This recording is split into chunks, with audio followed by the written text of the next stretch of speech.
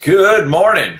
Well, it's been a few days, but we welcome you this morning. I hope you've enjoyed your long weekend.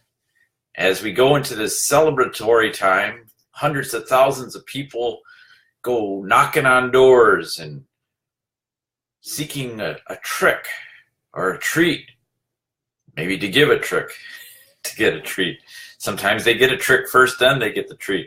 Hi, Lisa. Welcome. Hi, Jenny. Welcome. Glad you could make it on this last day in October.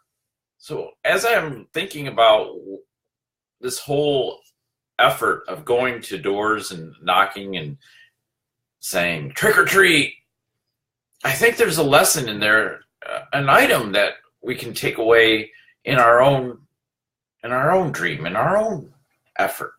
And that is, do we say trick or treat to ourselves? Do we go for the treat? Do we want that which is within our lives? Do we want to say, hey, this is it.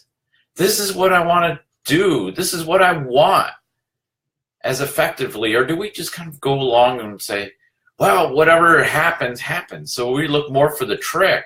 We figure somewhere along the way, there's going to be this trick that's just going to stop us, that's going to happen, and then we'll have to react to it. So I think we go into our career looking for that trick. Maybe somebody will give me a job. It's not really a treat because you got to work for it, right?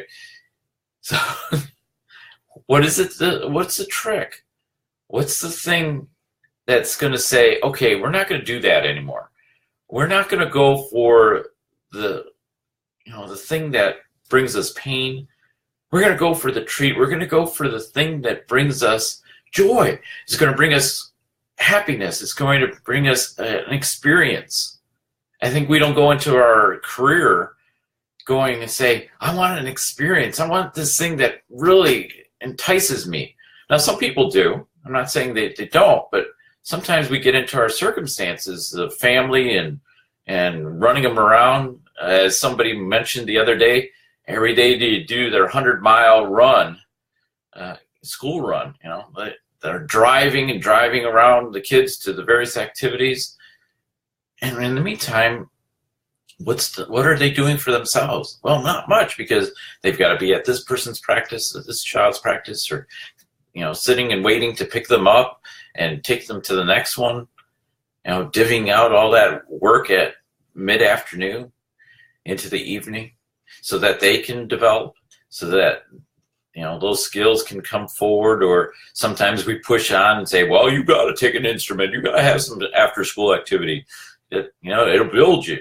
And I was just reading an article yesterday that talked about, well, babies are really, yes, they have an anatomical set of components, but we as parents are putting everything else onto them. We're programming them with everything else, what they should do, what standards are, what are the things that boys do versus girls do. Boys can go rough and tumble, but girls shouldn't.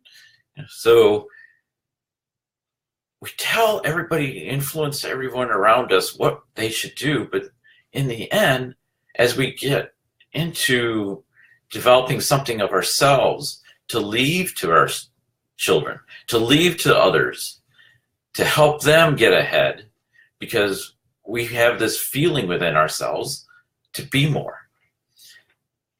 We just let it go. We don't go and knock on the door and say, yes, I want this. I want this. Trick or treat. I want a treat. Do you say that? Do you say, I want a treat in my life? I want that thing, and go after it. So much of our life we're saying, yes, I may be worthy. I may be willing. But in both cases, we don't go all the way. I'm willing to knock on the door. I'm willing to do what it takes to get my calling, my career, the thing that I want to build, that I have a passion to deliver. We don't knock on that door. We don't walk through that door. We stay short of the starting line. Instead of going blocks and blocks and blocks for our purpose and what brings meaning to us. Now it can be your kids, and I'm not saying that, but there's something more that you're called to do, something beyond your immediate family.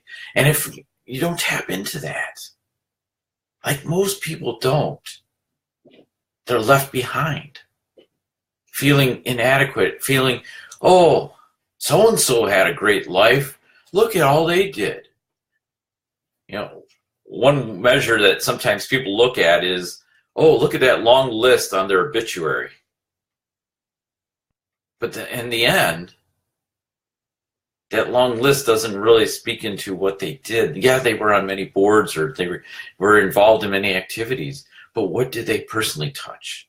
I know in interviewing so many CEOs, they're on so many boards and so many community organizations, and because they feel that they have to give back, which is great. But how much of their time is really dedicated to making that fulfilled in their life other than being just a check mark? They think through watching somebody else do it. They're not there in the trenches. They're just watching people do it. And when they're watching people do it, they're not actively living into their calling. They're not knocking on the door and walking through and saying, hey, I'm here. I want a treat. I want to give you a treat.